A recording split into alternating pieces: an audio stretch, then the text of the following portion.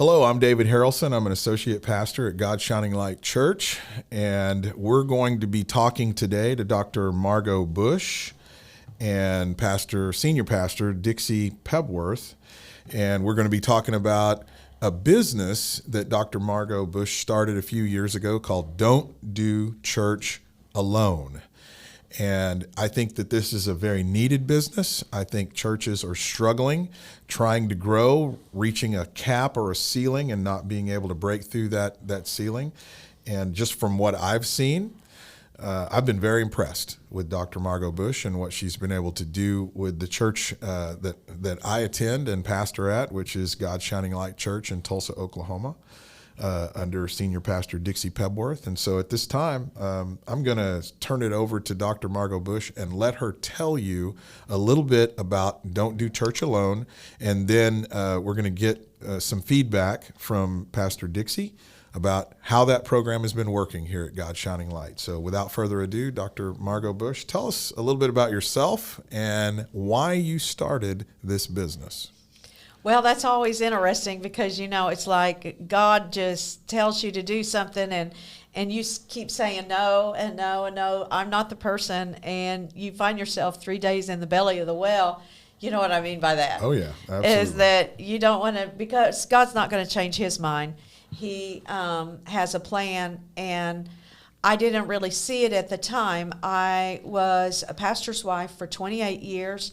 And loved serving as what I say, second in command, because you could just do whatever God called you to do, and then it was all his fault if something happened. So we just had a great, my late husband, Reverend Bill Bush, went on to be with the Lord when I was 49.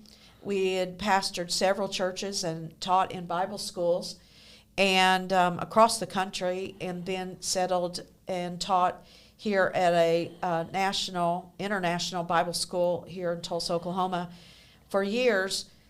But I really saw that the churches were needing help, just like we did. And I began to feel the tug of the Lord saying, I want you to go help some pastors. And I kept saying, I'm not the one. There's so many more that, you know how that is. Oh, yeah. That are better. But after a little bit of that, tug on your shoulder, and you're not going to get him to say no. And the Lord is always, he knows what he's doing. And so over the past couple of years now, I have begun to coach churches and help churches. I'm a natural coach anyway. I coach business owners and entrepreneurs, and I felt like that we always called ourselves counselors in a church, but really what we were is coaches. Right. We didn't have our degree.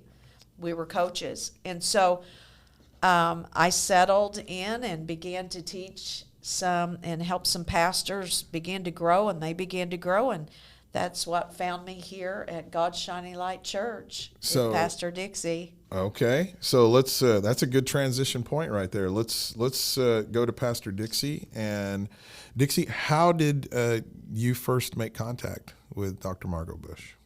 Found out that she does a program called Don't Do Church Alone.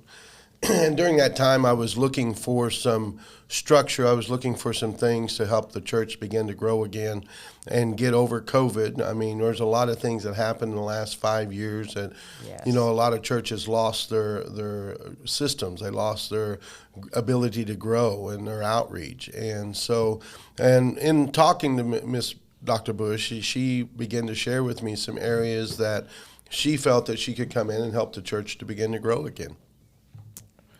What were some of those areas, Dr. Bush, that you felt like your program could immediately bring benefit to God's Shining Light? Well, the biggest thing that churches have a problem with understanding is that even though we're a spiritual entity, there is a part of business that is involved in every church. Right.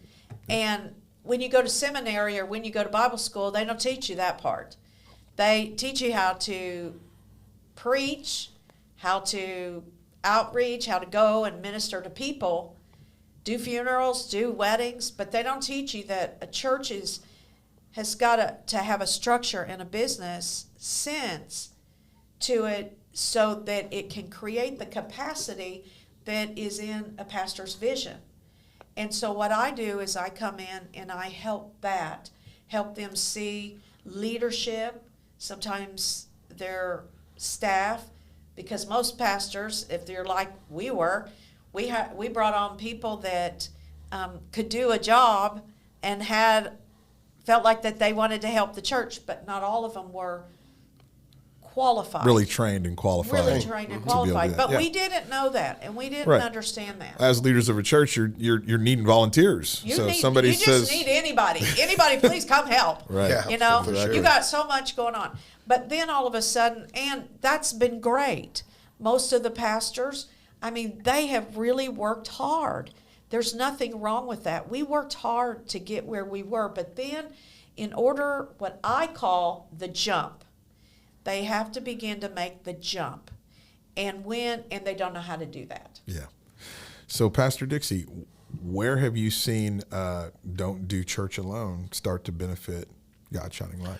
Well, when we began to meet and began to train, one of the things that we dealt with was the systems that we no longer had in place. At one point in time, I had 24 deacons, and I had, systems in place. But over a period of time, we took a couple of turns, and the systems went away.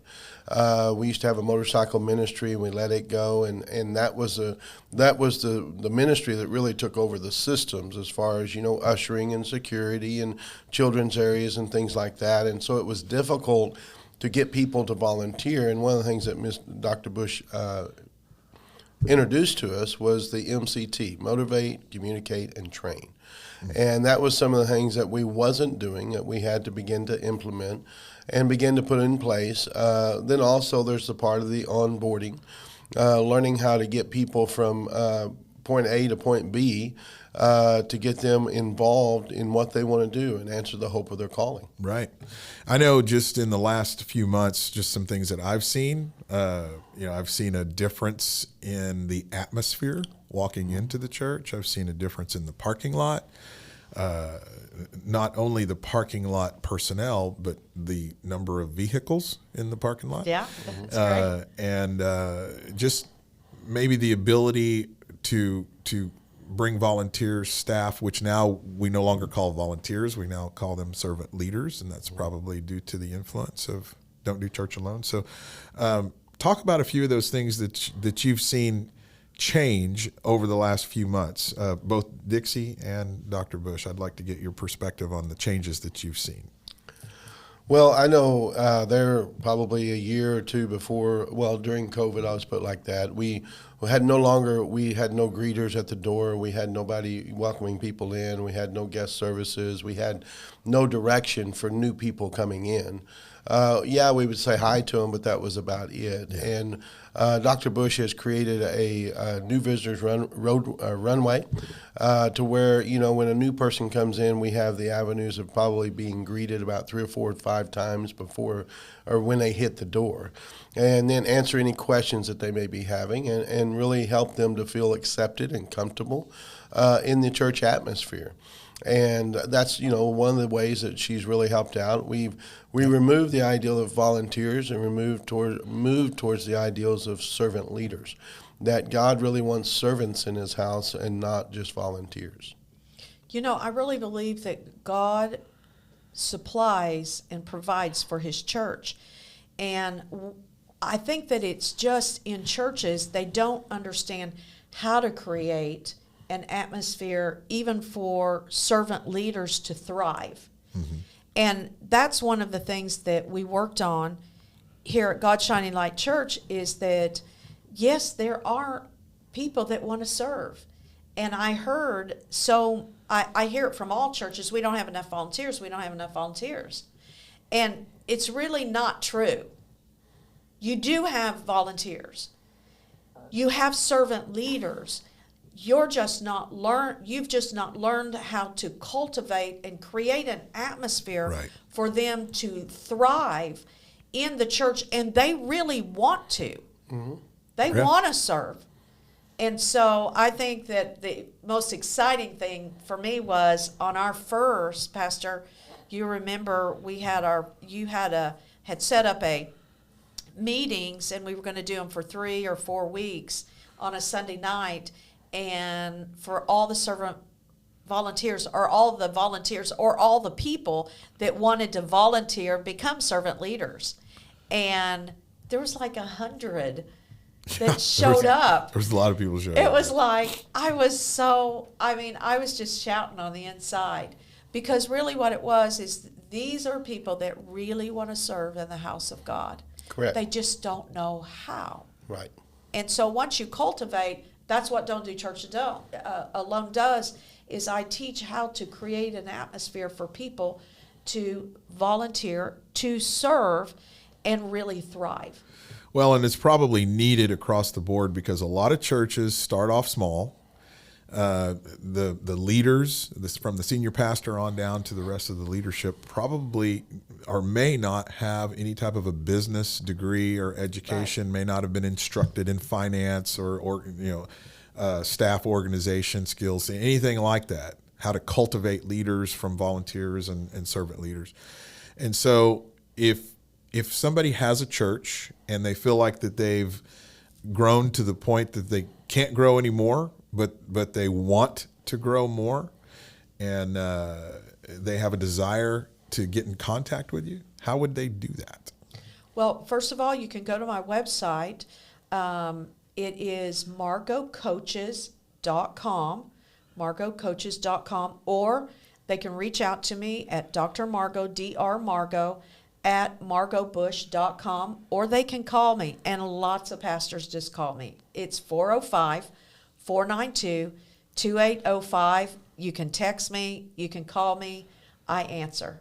That's awesome. Well, I know from standing back and I'm just observing and watching what's taking place, I've been very impressed. Thank you, David. And I think Pastor Dixie is pleased too with the growth that the church has seen. I think I've even heard you say we may have to go to a third service.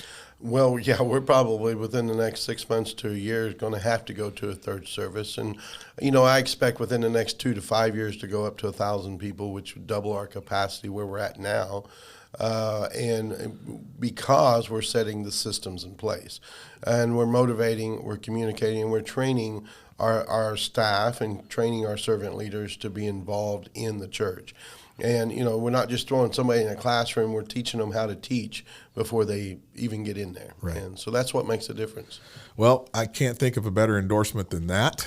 And so Thank with you. that, thank you for your time today. And you want to give out that phone number one more time in case somebody does want to call you? I sure do.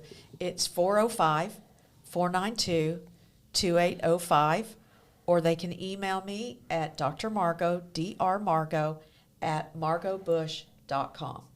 All right, and that's going to wrap. I'm David Harrelson, Associate Pastor at God's Shining Light Church. Thank you very much for listening, and stay tuned. There's going to be more good information you're going to hear about this business.